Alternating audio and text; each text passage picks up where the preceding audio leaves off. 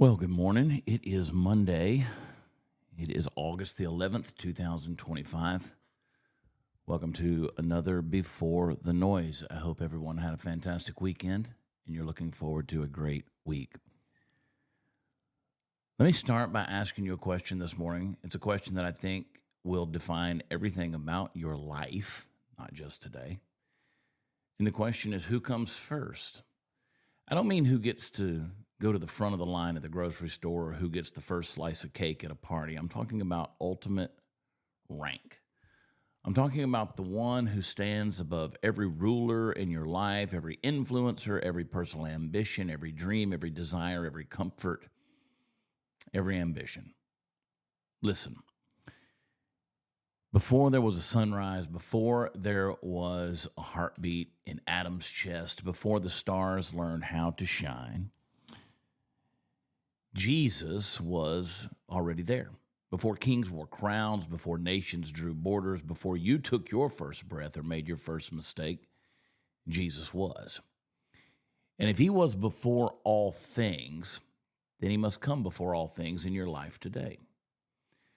We're continuing in the book of John, chapter 1, talking about John the Baptist, the man that Jesus said was the greatest man ever born. When he stepped aside and said, "He comes after me, but ranks before me because he was before me." If the greatest man to ever live, according to Jesus, bowed to Jesus, then so must we.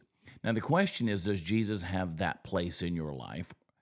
Does he have just a place in your life, or does he have first place in your life?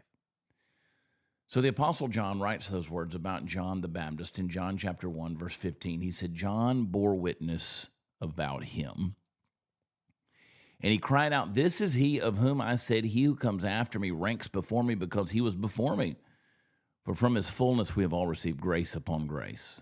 For the law was given through Moses, grace and truth came through Jesus Christ. No one has ever seen God, only he who is at the Father's side. He has made him known.'" And here's the heart of it. Jesus comes first in time, in rank, in glory, and in all things. When John the Baptist came as a prophet, you have to understand the language of the day. When he said someone came before him, he says that he has the greater honor, he has more authority, because that was the tradition of the day. If there was a rabbi, if there was a teacher who had been doing something longer than one who comes along, then the one who had been doing it longer got the first rank, got the first position. So that even physically, though John the Baptist had started his ministry prior to Jesus and was even older than Jesus by about 6 months, he still said Jesus was greater. This flew in the face of their traditions. He was saying Jesus is first. And let me just drop this into your heart this morning. If Jesus isn't first in your life, then he's not going to be in it at all. I want to say that again because that's hard hitting for all of us. If Jesus isn't first in your life, the way John the Baptist said, then he will not be in it at all. Jesus said that John the Baptist, he said, "Among those born of women, there has arisen no one greater than John." He said that in Matthew 11:11. See, that's quite a statement. John was a prophet. He was a preacher. He was a man whose words shook kings and drew multitudes into the wilderness. And ultimately, his words even cost him his life. And yet this greatest man says, "He comes after me, but ranks before me because he was before me." Now, according to the scholars, John is making two declarations at once. Chronologically, he's saying Jesus' earthly ministry began after John's, yet John says he still ranks higher than him. And ontologically, Jesus existed before John ever did, which is saying this is divinity language. This is saying the one you see in the flesh today, this Jesus walking among you, is older than the stars. He's more ancient than time, the very word through whom all things were made and created. Folks, listen. If the greatest man to ever live says, "I must decrease so that he can increase," what excuse do you and I have today for putting ourselves first? The theologians would tell us this is about preeminence, Christ's supreme rank above all creation. Read Colossians 1. Why must Jesus come first? Because he's before all things. There was never a time when he was not. Because all things were made through him. Every breath you've taken today and will take today is borrowed air from his creation. It's because Jesus holds all things together. The very molecular structure of your body stays bound together by the word of his power. Listen. The universe doesn't revolve around you or me as much as we'd like it to. It doesn't revolve around any earthly power. No king, no president, no one. It revolves around the Lamb of God who sits on the throne, as we discussed this past week. When Jesus comes first, it's important because my identity is no longer built on my fragile achievements. My security is no longer tied to the approval of people. My purpose is no longer self-invented, it's God-ordained. It says, from his fullness we've received grace upon grace. That means you're not drawing from your own tank today on this Monday. You're hooked into an infinite reservoir that's been created for you by Christ himself. See, his fullness is not just a theological concept. It's a present reality for your Monday morning, for your hardest conversation, for your moment of deepest temptation. I want you to picture a jar this morning. Just picture a jar, a mason jar, sitting under Niagara Falls. Ridiculous, right? That's you today under the grace of Christ. The jar doesn't just get filled, it just overflows, and it keeps overflowing. It's so much water that it could destroy the jar. That's you, God's grace upon grace being poured out upon you. That grace upon grace, like wave after wave, one grace replacing the last. The power of God to do what he's called you to do, being poured out on you, fresh mercies meeting you, brand new in every single moment of your day. He says in verse 17 that the law was given through Moses. Grace and truth came through Jesus Christ. Yes, the law was holy. It was the standard, but as Augustine and Calvin both noted, the law could diagnose your condition, but couldn't cure it. It could reveal sin, but it could never remove it. However, Jesus doesn't bring you another legal code. Hear me. The do's and the don'ts, the rules, the regulations, the treadmill. He's not bringing you another checkbox, another legal code. No more standardized test. He's bringing himself. And in him, grace and truth are inseparable. He tells you the truth about your sin, but then he covers that sin in his own blood. He doesn't lower the standard. He meets it perfectly in your place. That's why Jesus must come first. Because the law, without him, leaves you condemned, but with him comes liberation. You just have to come to him and make him first. He says in verse 18, no one has ever seen God, the only God who is at the Father's side. He has made him known.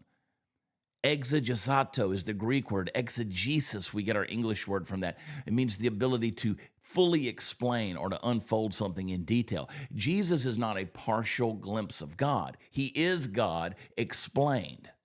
If you want to know the Father's heart, you got to start with the Son. And here's the humbling part. If Jesus is the perfect unveiling of God, and he humbled himself to serve, to wash feet, to seek the lost, ultimately to die, then we too must take the posture of a servant. Jesus first means me last, but it also means I'm never empty because I'm drawing from his fullness, grace upon grace. So why not begin today before the noise, before you check your phone, before you answer an email? I want you to speak out loud with me. Jesus, you come first above my comfort, above my plans, above my name, my reputation. Yours is the name that matters today. And then I want you to filter every decision you make today through his preeminence. I want you to ask this throughout the day. Does this choice put Jesus first or me first? I believe that's going to simplify your life. If it doesn't honor him, it's not worth it. And then I want you to draw from him today continually. Don't treat grace like a one-time cup of water. Keep going back and keep receiving. And then the final thing, I want you to tell somebody about the one who comes first. Because John the Baptist's entire ministry was pointing to Jesus. So today I want you to point someone towards him as well. Do it in your words, do it in your actions, do it completely, do it with purpose. Listen to me. Hear me. Jesus Christ is not an accessory to your life. He's not the garnish on the plate. He's the feast. He's not the supporting role. He's the center stage. He is before all things, and in him all things hold together. The scholars are right. The greatest truth you can ever grasp is what I said earlier. Jesus must come first because he is first. If Jesus isn't first, then he isn't yours, period. The Bible says you can preach, serve, and even cast out demons and still hear him say, I never knew you. You can call him Lord all you want, but if your obedience is optional, you're a liar. Anything you love more than him is an idol, and God calls that spiritual adultery. So keep pushing him to the side, and he'll give you over to your own desires, according to Romans 1. That's the scariest judgment of all. When life heats up, your lukewarm faith will evaporate, and the book of Revelation says he'll spit you out. In God's kingdom, second place is last place, and if Christ isn't on the throne of your life, you will not see the inside of his. So let's stop living like he's an add-on and start living like he's the reason. Let's bow like John bowed. Let's speak like John spoke. Let's live so that when people see us, they can tell without a doubt that man, that woman, their life is built on the one who was before all things and will be after all things.